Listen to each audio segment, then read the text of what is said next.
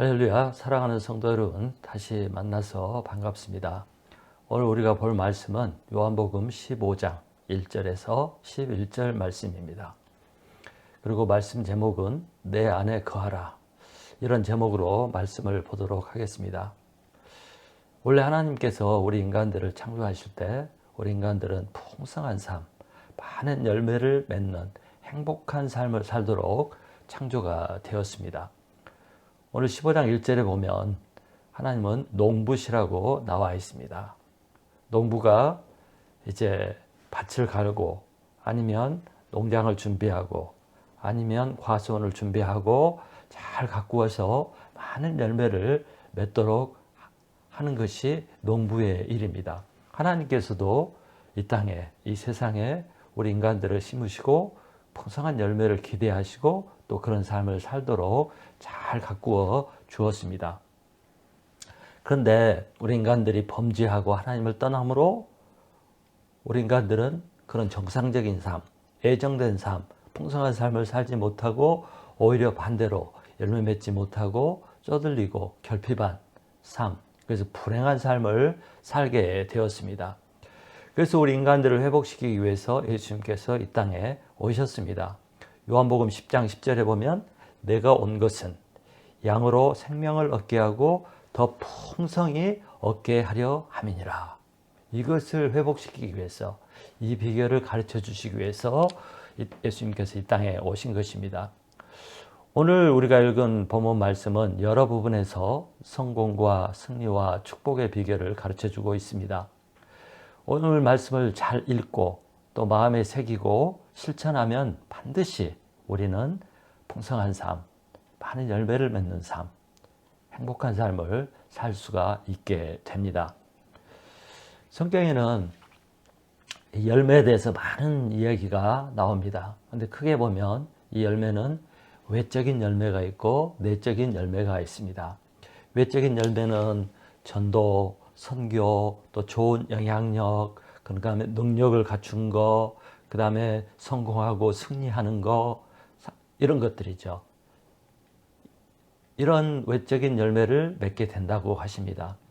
또 외적인 것뿐만 아니라 내적인 열매가 있습니다. 그것은 사랑이고 또 겸손이고 또 평안, 또 감사, 기쁨, 관용, 또 용서, 희생, 섬김, 또 만족함, 행복, 이런 것들은 내적인 열매입니다. 또 의로운 삶, 또 남을 잘 섬기는 삶, 어쨌든 이런 내적인 열매를 맺게 됩니다. 우리 크리스찬들이라면 또 불신자들도 이런 삶을 사모하고 바라고 있습니다.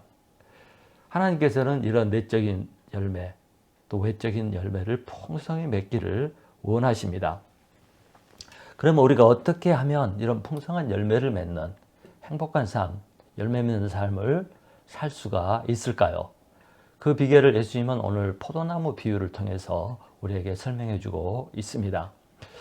여러분, 우리가 1절부터 11절까지 읽었는데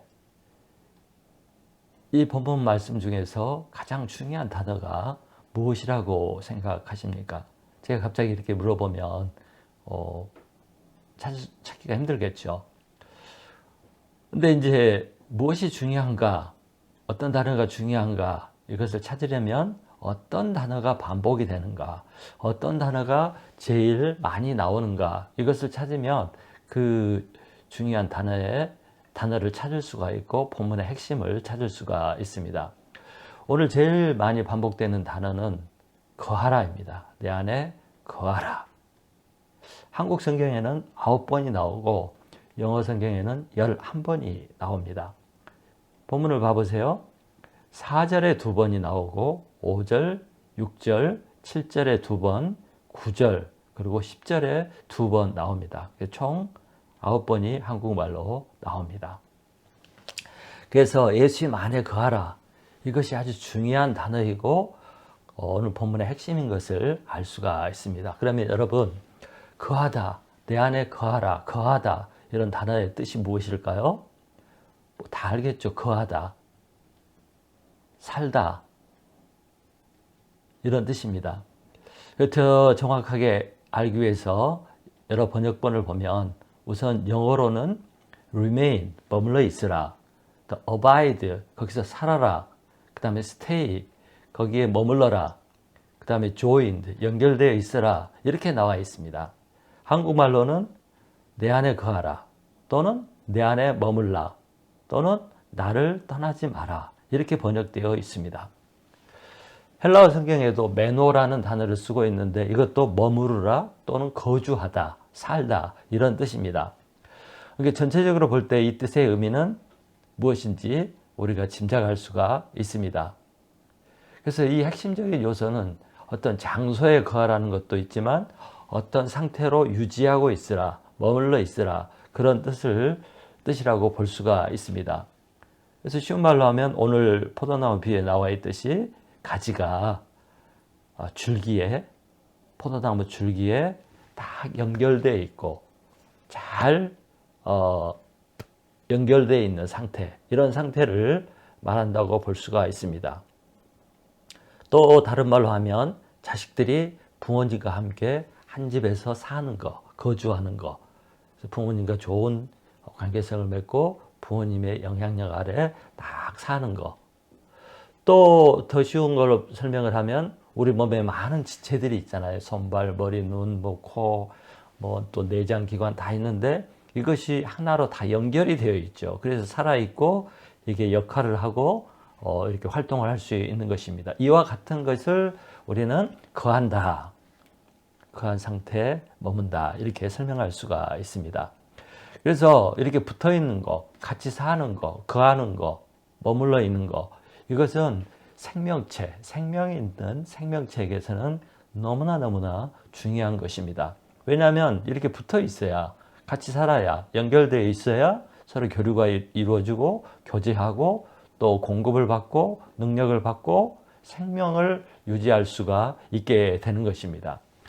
포도나무 가지는 나무로부터 수액과 영양분을 공급을 받습니다. 그래서 열매를 맺게 됩니다. 우리 몸도 그렇습니다.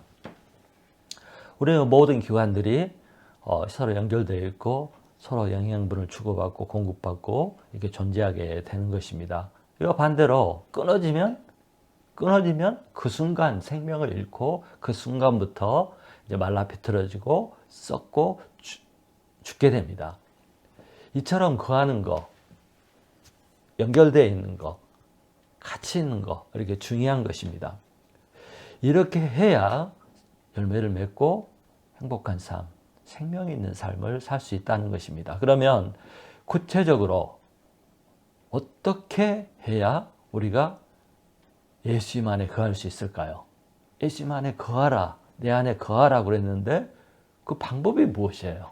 어떻게 해야 우리가 열매 맺을 수 있는, 생명을 유지할 수 있는, 행복한 삶을 누릴 수 있는 그 방법인 예수님 안에 거하는 그 상태를 유지할 수 있을까요?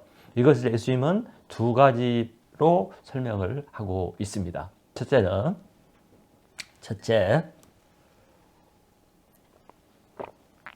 말씀 안에 거하는 것이 예수님 안에 거하는 것이다. 이렇게 가르쳐 주고 있습니다. 말씀 안에 거하는 것이 예수님 안에 거하는 것이다. 자, 7절을 읽어보겠습니다. 7절. 너희가 내 안에 거하고 내 말이 너희 안에 거하면 무엇이든지 원하는 대로 구하라. 그리하면 이루리라. 또 10절에 보면 내가 아버지의 계명을 지켜 그의 사랑 안에 거하는 것 같이 너희도 내 계명을 지키면 내 사랑 안에 거하리라. 그러니까 말씀을 지키는 거, 말씀을 순종하는 거, 말씀을 붙잡는 거, 이것이 예수님 안에 거하는 방법이라고 했습니다. 예수님 보이지 않잖아요. 또 예수님이 실제로 내가 뭐 손으로 붙잡을 수 있는 것도 아니고 막 부둥켜 안을 수 있는 것도 아니고, 근데 구체적으로 예수님 안에 내가 들어가고 예수님과 함께 이렇게 사는 방법은 말씀을 지키는 거라고 말씀하고 있습니다. 말씀을 붙잡는 거. 그래서 예수님은 이 말씀에서 예수님 안에 거하는 것과 말씀 안에 거하는 것을 동등하게 여기고 있습니다. 말씀 안에 거하는 것이 예수님 안에 거하는 거라는 거예요. 이걸 더 정확하게 이해를 하려면 요한복음 1장을 보면 알 수 있습니다. 태초에 말씀이 계시니라, 이 말씀이 하나님과 함께 계셨으니 곧 하나님이시니라. 또 그 뒤에 보면 말씀이 육신이 되어 우리 가운데 거하시네, 이렇게 있어요. 그러니까 이 말씀이 하나님이신데 이 말씀은 예수님을 말합니다. 성자 하나님. 근데 이 말씀이신 예수님이 이 땅에 우리 인간의 육체를 입고 이 땅에 오셨어요. 그것이 성육신입니다. 그래서 말씀이 육신이 되었다는 거예요. 그러니까 말씀이 예수님이고 예수님이 말씀이라는 것입니다. 그러므로 우리가 말씀을 받고 말씀을 받아들이고 말씀 안에 거하면 예수님 안에 거하는 것이 된다는 것입니다. 그래서 구체적으로 예수님 안에 거하는 방법은 말씀을 붙잡는 거예요. 말씀을 가지는 거예요. 말씀 안에 거하는 것입니다. 그러면 또 말씀 안에 구체적으로 말씀을 어떻게 붙잡고 말씀을 말씀 안에 거하는가, 또 이건 무엇인가, 이런 생각을 할 수가 있습니다. 그것은 시편 1편을 보면 알 수 있어요. 시편 1편 2, 3절을 보면 이렇게 나옵니다. 오직 여호와의 율법을 즐거워하여 그의 율법을 취하러 묵상하는도다. 그는 시냇가에 심은 나무가 철을 따라 열매를 맺으며 그 잎사귀가 마르지 아니함 같으니 그가 하는 모든 일이 다 형통하리로다. 시편 1편은 시편이 150편인데 이 1편이 시편 전체의 서론이라고 할 수가 있습니다. 그래서 이 시편 1편은 지금 예수님이 말씀하고 있는 그 가르침과 똑같은 말씀입니다. 어떻게 하면 풍성한 열매를 맺고 살 수 있는가? 그것이 바로 말씀을 취하러 묵상하는 거예요. 그렇게 하면 시절에 상관없이 그러니까 메마를 때나 또 계절이 안 좋을 때도 시절에 상관없이 풍성한 열매를 맺고 풍성한 삶을 살게 되고 또 그 잎사귀가 마르지 않는 그런 존재가 된다는 것입니다. 그것을 시냇가에 심은 나무로 비유를 했습니다. 그러니까 하나님의 말씀을 주야로 묵상하고 이 말씀을 붙들고 살면 이런 결과가 나온다는 것입니다. 자, 묵상이라는 것이 뭐예요? 묵상이라는 것은 생각하는 거잖아요. 메디테이션. 근데 우리가 말씀을 읽습니다. 설교 말씀을 듣습니다. 그리고 잊어버립니다. 금방 잊어버립니다. 이렇게 하면 묵상이 아니죠. 묵상이라는 것은 읽고 들은 말씀을 다시 생각하고 또 이 말씀이 나에게 무슨 의미가 있는가, 또 이 말씀을 내가 어떻게 실천할 것인가 하고 생각하는 것, 이것이 묵상입니다. 그래서 묵상의 정확한 뜻은 중얼중얼하는 것이랍니다. 중얼중얼 그 말씀을 외우고 또 중얼중얼하고 생각하는 것. 길에 갈 때도 중얼중얼, 혼자 있을 때도 중얼중얼, 또 일할 때도 중얼중얼, 뭐 이렇게 하면서 말씀을 늘 생각하고 붙잡고 사는 것, 이것이 바로 말씀 안에 거하는 생활입니다. 우리가 소를 알죠. 소들은 하루 종일 그 풀밭을 다니면서 풀을 뜯어 먹습니다. 근데 그게 바로 소화가 되는 게 아니고, 소는 위가 두 개여서 낮에는 열심히 뜯어서 한쪽 위에 저장을 하고 그 다음에 이제 쉴 때 앉아서 이걸 다시 꺼내서 입으로 계속 씹어서 소화가 잘 되게끔 한 다음에 다른 위로 보내서 이게 소화가 되고 저지되고 고기가 되는 것입니다. 그래서 소는 그렇게 하는 거예요. 묵상도 마찬가지예요. 들은 말씀, 읽은 말씀을 그냥 떠나보내는 것이 아니라 생각하고 의미를 찾고 적용을 하고, 그렇게 할 때 이 말씀이 우리의 생활화가 되고 이 말씀이 우리의 삶을 변화시키고 이것이 영양분이 되고 생명이 되는 거예요. 이렇게 했을 때 이것이 말씀 안에 거하는 것이다, 이렇게 말씀할 수가 있습니다. 근데 묵상만 하는 것이 아니라 이제 이 묵상을 통해서 나온 결과가 순종입니다. 10절에서 예수님도 계명을 지킴으로 하나님의 사랑 안에 거했다고 그랬어요. 그러니까 말씀 안에 거한다는 것은 순종까지를 의미합니다. 아무리 은혜를 받고 감동을 받아도 그것을 생활에 실천하지 않으면 아무 의미가 없죠. 그래서 순종하는 것까지가 말씀 안에 거하는 것입니다. 순종했을 때 내가 완전한 말씀 안에 거하는 연결된 이 삶이 되는 것이죠. 그랬을 때 이 말씀이 이 생명이 되어서 내 안에 역사함으로 풍성한 열매를 맺게 된다는 것입니다. 우리는 우리 신앙생활을 돌아보면 말씀을 많이 듣죠. 또 성경 공부도 열심히 하죠. 그래서 많이 압니다. 그럼에도 불구하고 많은 경우에 말씀대로 말씀 안에 거하는 거, 순종하는 것이 아니라 여전히 말씀은 말씀이고 내 생각, 내 의지, 내 욕심, 내 지식 안에 거하고 삽니다.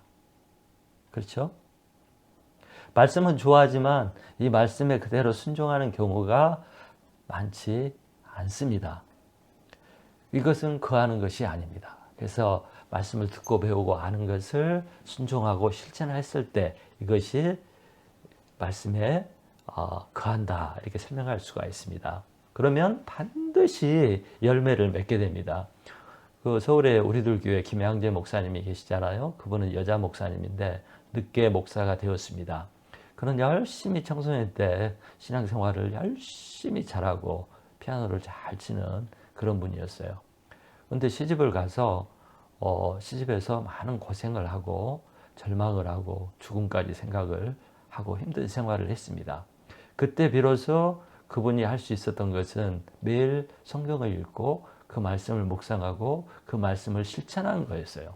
그랬더니 시집이 변하고 환경은 똑같은데 시집이 변하고 시부모가 변하고 자신의 삶도 변하고 또 이 묵상을 통해서 얻은 은혜를 남들에게 나누었더니 듣는 사람이 변하고 그래서 많은 사람들을 변화시키고 모임을 이룰 수 있게 되었습니다. 묵상의 결과고 말씀 안에 거하는 생활의 결과로 그녀의 삶이 변하고 결국 신학교를 가고 목사가 되어서 큰 교회를 하는 그런 분이 되었습니다. 이 모든 것이 말씀 안에 거하는 생활, 말씀을 붙잡고 말씀에 순종하고 말씀대로 살고자 하는 그런 노력의 결과로 온 것입니다. 아멘. 자, 두 번째 예수님 안에 거하는 것은 예수님의 사랑 안에 거하는 것이 예수님 안에 거하는 것입니다. 예수님의 사랑 안에 거하는 것이 예수님 안에 거하는 것입니다. 자, 9절을 읽어보겠습니다. 9절. 아버지께서 나를 사랑하신 것 같이 나도 너희를 사랑하였으니 나의 사랑 안에 거하라. 예수님께서 나의 사랑 안에 거하라고 했습니다. 내 안에 거하라 해놓고 또 나의 사랑 안에 거하라. 자, 예수님의 사랑이 어떤 사랑입니까? 예수님이 우리에게 보여주신 사랑, 실천하신 사랑이 무엇입니까? 그것은 나를 대신해서 죽으신 사랑입니다. 내가 내 죄로, 나의 잘못으로, 나의 허물로, 나의 그 악함으로 내가 심판을 받고 죽어야 되는데 그 자리를 예수님께서 대신하신 것입니다. 예수님께서 어떻게 대신했습니까? 예수님은 죄 없으신 분이에요. 하나님이세요. 그런데 이 땅에 육체로 입고 오셔가지고 고난을 받을 뿐만 아니라 사람들에게 미움을 받고 배척을 당하고 나중에는 붙잡혀서 재판을 받고 그 재판장에서 고난을 받고 뺨을 맞고 침뱉음을 받고 멸시를 받고 조롱을 받고 발가벗겨져서 온몸에 채찍으로 피가 터지고 온몸이 찢어지게 되고 또 가시면류관을 쓰고 그리고 질질질 끌려갔다가 손과 발에 못이 박히고 십자가에 대롱대롱 매달려 죽게 되었습니다. 죽을 때도 천 하나 걸치지 못하고 발가벗은 채로 죽게 되었습니다. 얼마나 부끄럽습니까? 얼마나 멸시를 당했습니까? 얼마나 심한 아픔과 고통을 당했습니까? 손과 발에 못이 박혔다니까요. 십자가에 그냥 대롱대롱 매달린 채 있다가 죽은 거예요. 금방 죽어버리면 좋죠. 예수님은 이런 고통과 이런 멸시와 수치와 아픔을 당할 이유가 없는데 왜 그랬냐면 우리가 우리 죄 때문에 받아야 할 그 수치, 부끄러움, 또 그 가책, 그 다음에 아픔, 조롱, 멸시 이것을 예수님이 내 대신 받으신 거예요. 그걸로 끝난 게 아니죠. 또 지옥의 형벌을, 불의 형벌을 받아야 되는데 예수님이 그걸 다 대신 받으신 것입니다. 이런 분을 내가 감사하지 않고 이런 분을 내가 사랑하지 않을 수 있겠습니까? 그것이 예수님이 나를 향한 사랑입니다. 여러분, 우리가 아무리 남 보기에는 깨끗하고 거룩하지 하지만 우리가 얼마나 죄가 많고 얼마나 속이 더럽고 악하고 추하고 냄새가 납니까? 다 숨기고 사니까 그렇죠. 근데 이 예수님이 없다면 우리는 정말 사람의 눈을 피할 수 있다 할지라도 나중에 하나님 앞에 서면 이런 수치와 멸시와 고통과 아픔과 저주와 형벌을 받게 됩니다. 그런데 그걸 예수님이 대신 받아버리시고 나에게 자유를 주시고 해방을 주시고 용서를 주시고 구원과 생명을 주셨어요. 이것이 예수님께서 우리에게 주신 베푸신 사랑입니다. 누가 이런 사랑을 우리에게 베풀 수 있을까요? 부모님이 우리를 사랑했죠. 그 사랑보다 더 크고 더 깊고 더 오묘한 사랑이 예수 그리스도의 사랑입니다. 저도 이 사랑을 받았기 때문에 또 지금도 받고 있기 때문에 우리 주님의 사랑을 알고 이 사랑 때문에 제가 주님을 따르고 섬기고 살아가고 있습니다. 우리가 바로 이 예수님의 사랑을 매일 매 순간 기억한다면 그 사랑에 감사하고 그 사랑에 감격할 수밖에 없고 그 예수님의 사랑 안에 푹 젖어서 살 수밖에 없고 또 이 예수님을 붙잡고 살 수밖에 없습니다. 이 예수님의 사랑을 기억하는 것, 그걸 느끼고 감격하고 사는 것이 예수님 안에 거하는 삶입니다. 여러분 아무리 관계가 깨어져 있다 하더라도 이 사랑을 기억하면 관계가 회복이 됩니다. 사랑을 기억하면 용서하지 못할 사람이 없고 다시 받지 않을 사람이 없습니다. 우리가 사랑했었잖아요. 사랑해서 만나서 같이 살잖아요. 그래서 이 잘못할 수가 있고 어려운 상황에 처할 수도 있고 관계가 약간 끊어질 수도 있지만 그 좋았던 사랑을 다시 기억하면 다시 회복되는 것이 사랑의 능력입니다. 그것이 사랑의 능력이에요. 우리가 죄 지었음에도 불구하고 우리 날마다 죄 짓고 악한 생각하고 잘못하고 그럼에도 불구하고 우리가 예수님 앞에 다시 나갈 수 있는 것은 그 사랑을 기억할 때 그것이 가능한 것입니다. 그 사랑에 힘입어서 예수님께 하나님께 우리는 돌아가게 됩니다. 집 나간 탕자가 어떻게 해서 재산을 다 날려버리고 아버지 집에 돌아올 수 있었어요? 아버지 사랑을 기억했기 때문입니다. 그래서 이 무조건적인 사랑, 정말 이 큰 사랑, 변함없는 사랑, 우리가 저항할 수 없는 irresistible love, 이것을 하나님 우리에게 베풀어 주셨잖아요.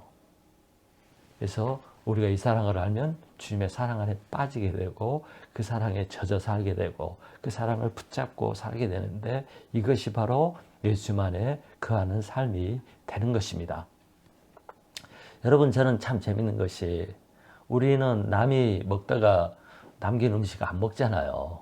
근데 사랑에 빠지면 사랑하는 사람과는 남긴 음식도 먹고 화장실도 같이 쓰고 또 뭐 그렇잖아요. 사랑은 그렇게 위대한 능력이 있는 것입니다. 하나 되게 하고 극복하게 하고 서로를 연결해주고 맺어주는 그런 능력이 있습니다. 우리도 예수님의 사랑을 기억하면 예수님 안에 항상 거할 수가 있는 것입니다. 그런데 문제는 우리가 신앙생활 하다가도 이 사랑을 잊어버리는 거예요. 그래서 계시록 2장 4절 5절에 예수님이 에베소 교회에 이렇게 말씀하셨습니다. 그러나 너를 책망할 것이 있나니 너의 처음 사랑을 버렸느니라. 그러므로 어디서 떨어졌는지를 생각하고 회개하며 처음 행위를 가지라. 첫사랑을 기억하라는 거예요. 그 사랑을 잊어버림으로 말미암아 네가 타락하게 되고 범죄하게 되었는데 사랑을 잊어버리니까 그렇게 됐다. 그래서 처음 사랑을 회복하라. 어디서 그것이 끊어져 버리고 잃어버렸는지 그걸 찾아내라. 그래서 회복하라. 그렇게 회복하면 관계성이 회복이 되고 주님 안에 거할 수 있게 된다는 거예요. 우리가 예수님 안에 거하는 방법은 다 예수님의 사랑을 생각하고 붙잡고 기억하고 사는 거예요. 그러면 예수님 안에 거할 수가 있는 것입니다. 그러면 이렇게 우리가 말씀을 통해서 예수님의 사랑을 통해서 예수님 안에 거하고 주님과 함께 살면 무슨 결과가 나옵니까? 풍성한 열매를 맺는다고 했잖아요. 많은 열매를 맺게 된다고 했잖아요. 그것을 예수님은 두 가지로 말씀하셨습니다. 첫째는 열매를 많이 맺게 된다고 하십니다. 5절을 보십시오. 5절 읽어보겠습니다. 나는 포도나무여 너희는 가지라. 그가 내 안에 내가 그 안에 거하면 사람이 열매를 많이 맺나니 나를 떠나서는 너희가 아무것도 할 수 없습니다. 포도나무 가지가 포도나무에 붙어 있기만 하면 저절로 많은 열매를 맺게 된다고 하십니다. 그게 사실이잖아요. 요즘에 포도철입니다. 그래서 포도가 주렁주렁 맺혀 있는 포도나무를 많이 보게 돼요. 유럽은 정말 포도나무가 많습니다. 이 포도 가지가 이 풍성한 포도 열매를 어떻게 맺어요? 가지가 노력한 거 거의 없습니다. 가지가 하는 일이란 태양빛을 받고 그냥 숨만 잘 쉬는 거예요. 그렇게 하면 열매가 저절로 맺어요. 중요한 것은 포도나무가 영양분과 수분과 이런 것들을 다 땅에서 뽑아 올려서 가지에 제공을 하는 것입니다. 그래서 줄기가 사실은 열매를 맺는 거예요. 줄기를 통해서 열매가 맺혀지는 것입니다. 가지는 줄기에 붙어 있기만 하면 이렇게 되는 거예요. 이와 마찬가지로 우리가 예수님 안에 거할 때, 그의 사랑과 그 말씀 안에 거할 때 이렇게 저절로 이런 풍성한 열매를 맺게 된다고 하십니다. 많은 노력을 하지 않아도, 열심히 일하지 않아도 내가 예수님 안에 거하면 내가 바라고 소망하는 그런 열매들이 자동으로 맺는다는 것. 이 말은 예수님이 그런 열매를 맺도록 우리를 도와주시고 이끌어 주시고 축복하시고 만들어 주신다는 겁니다. 그래서 내가 해야 할 일은 거하는 거예요. 그러면 열매는 자동적으로 맺혀지게 되어 있습니다. 금방 눈에 안 보이니까 뭐 내가 열심히 하려고 하고 예수님 옆에 놔두고 내 열심으로 뭔가를 이루어보려고 하는데 안 돼요. 근데 열심을 좀 부족해도 예수님 안에 거하는 생활을 열심히 하면 저절로 맺는다니까요. 그 저절로라는 것은 아무것도 안 한다는 뜻이 아니에요. 예수님이 대신 일을 해서 내 삶을 그렇게 만들어 준다는 것입니다. 두 번째 결과는 무엇이든지 구하는 대로 응답을 받는다고 이렇게 말씀하고 있습니다. 무엇이든지 구하는 대로 응답을 받는데요. 자, 7절을 읽어보겠습니다. 7절, 너희가 내 안에 거하고 내 말이 너희 안에 거하면 무엇이든지 원하는 대로 구하라. 그리하면 이루리라. 야, 예수님 안에 거하면 우리가 기도하는 것마다 무엇이든지 응답이 된다고 말씀하셨어요. 이 얼마나 놀라운 약속입니까? 이 얼마나 놀라운 결과입니까? 심지어 마음으로 생각만 해도 응답이 된대요. 기도하지 않은 것까지도 알아서 채워주신대요. 이것이 예수님 안에 거하는 성도들의 축복이고 예수님께서 주신 약속입니다. 놀랍지 않습니까? 그때 실상 우리 삶을 보세요. 우리의 신앙생활을 보세요. 응답되지 않은 기도가 얼마나 많습니까? 그래서 예수님의 약속, 하나님의 약속이 사실일까 하는 의심이 생깁니다. 그리고 왜 내 기도는 안 들어주시는지 답답하고 화가 날 때가 있습니다. 그런데 오늘 예수님이 내 안에 거하면 구하는 것마다 다 응답이 된다고 하니 말씀은 참 좋은데 답답하기만 하죠. 좀 서운하죠. 낙심이 됩니다. 그렇다면 왜 주님의 이 약속이 우리의 삶에 잘 이루어지지 않을까요? 기도가 안 이루어지는 거, 예수님의 하신 약속들이 잘 안 이루어지는 것은 그 몇 가지 이유가 있습니다. 야고보서 4장 3절에 보면 구하여도 얻지 못하면 정욕으로 쓰려고 잘못 구함이라.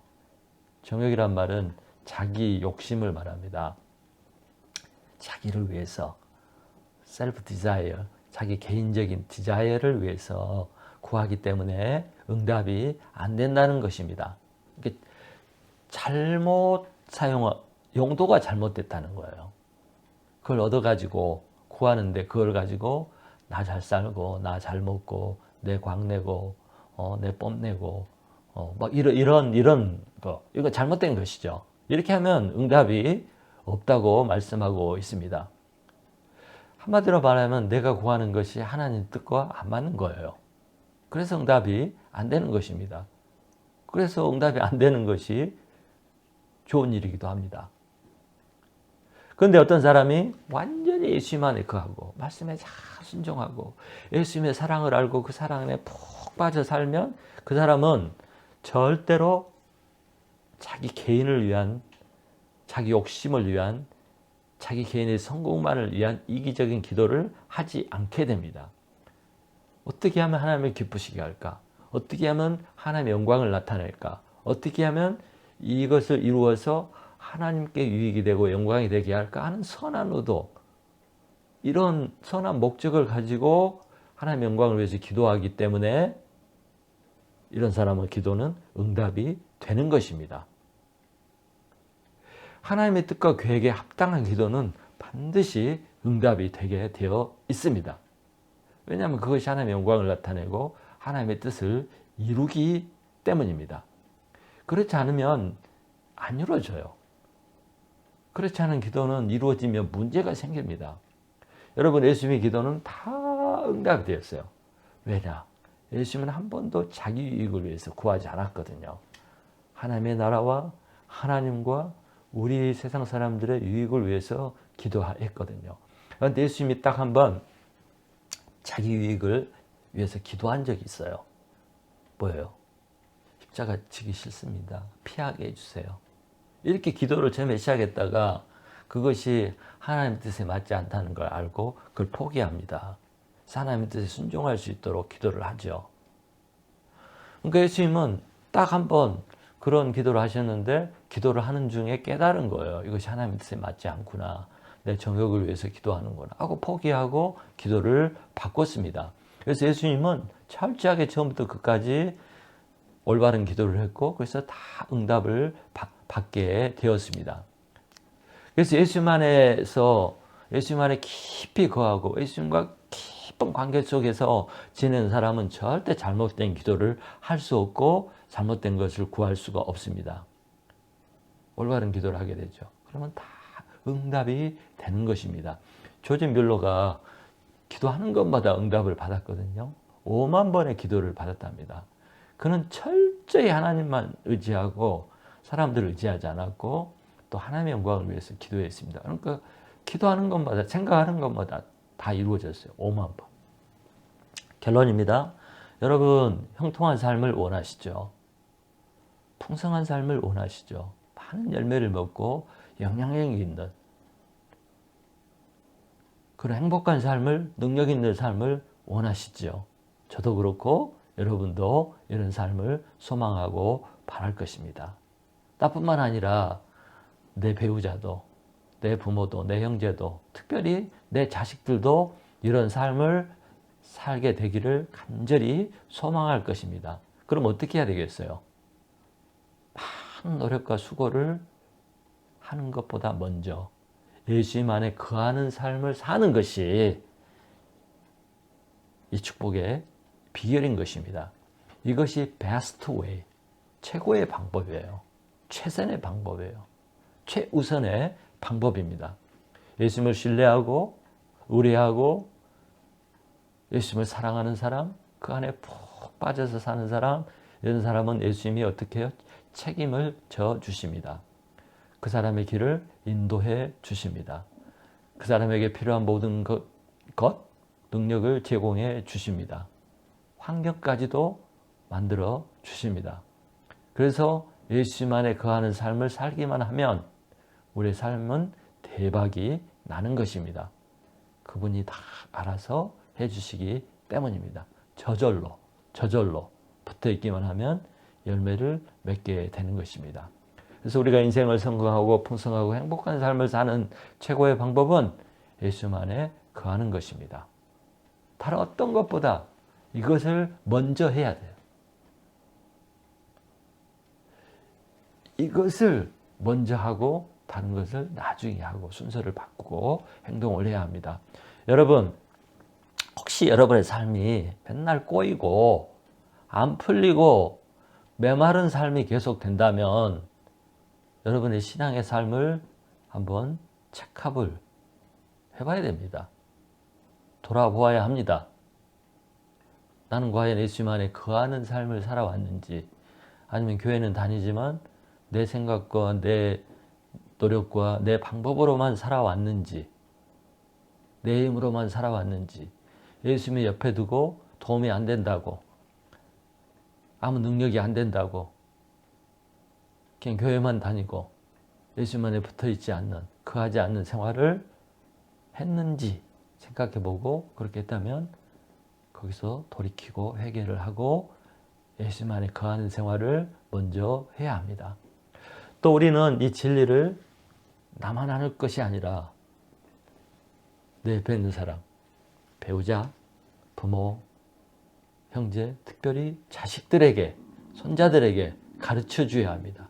이것이 그 사람 인생을 성공시키는 풍성한 삶을 살도록 하고 행복하게 살도록 만들어줄 수 있는 가장 좋은 비결이요, 방법이기 때문에 이렇게 하라고 가르쳐 주어야 합니다. 나도 그렇게 하고 내 사랑하는 사람들에게 이것을 가르쳐 주어야 합니다. 그래서 신앙생활이란 뭐예요?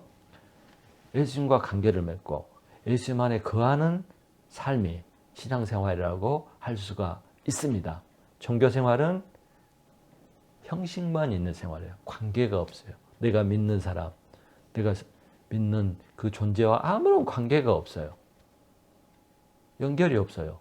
서로 오고 가고. 그게 종교생활입니다. 종교는 다 그렇잖아요. 그런데 우리의 기독교는 종교가 아니잖아요. 인격 대 인격으로 하나님이라는 존재와 내 존재가 서로 만나서 교류하고 교통하고 같이 사는 거. 이것이 우리 기독교 신앙생활입니다. 그래서 신앙생활은 예수님 안에 거하는 삶, 또 예수님 안에 거하려고 노력하고 또 나아가는 그런 삶이 신앙생활입니다. 그래서 갈라디아서 2장 20절은 신앙생활의 정확한 표현, 예수님 안에 거하는 삶의 정확한 것을 표현하고 있습니다. 이 고백이, 사도 바울의 고백이 우리의 고백이 되어야 합니다. 갈라디아서 2장 20절. 내가 그리스도와 함께 십자가에 못 박혔나니 그런즉 이제는 내가 사는 것이 아니요 오직 내 안에 그리스도께서 사시는 것이라. 이제는 내가 육체 가운데 사는 것은 나를 사랑하사 나를 위하여 자기를 버리신 하나님의 아들을 믿는 믿음 안에서 사는 것이니라. 믿음 안에서, 그의 사랑 안에서 예수님과 함께 사는 것. 이것이 신앙생활이고 이것이 우리의 고백이 되어야 합니다. 여러분, 이제 우리가 교회 다니고 성경을 읽고 예배드리고 이 모든 것들, 이 모든 행위들이 다 이 신앙생활, 이 삶을 이루기 위해서 하는 것입니다. 그것이 되어야 합니다. 그러면 하나님께서, 예수님께서 나를 통해서, 내 가정을 통해서, 내 가족을 통해서, 또 내 교회를 통해서 이런 풍성한 열매를 맺는 결과를 낳게 하십니다. 자, 여러분이 예수님 안에 깊이 거하고 풍성한 열매를 맺고 행복한 삶을 사시는 은혜가 있기를 간절히 축원합니다.